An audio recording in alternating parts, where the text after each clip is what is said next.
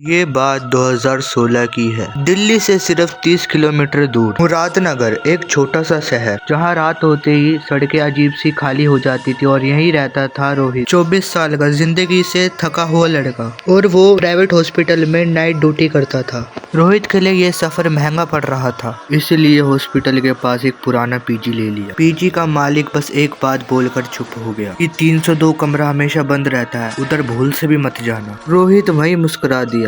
वो सोचा कि शायद कोई पुरानी बिल्डिंग की कोई कहानी होगी। पहली रात ड्यूटी से लौटते वक्त उसने देखा कि 302 रूम के बाहर बल्ब जल रहा है, लेकिन बिल्डिंग के मालिक ने तो कहा था 302 रूम में तो कोई बिजली का कनेक्शन ही नहीं है। तीसरी रात 2:47 पर तभी रोहित को एक आवाज आई, ठक ठक ठक, जैसे कोई नंगे पाँव चल रहा हो।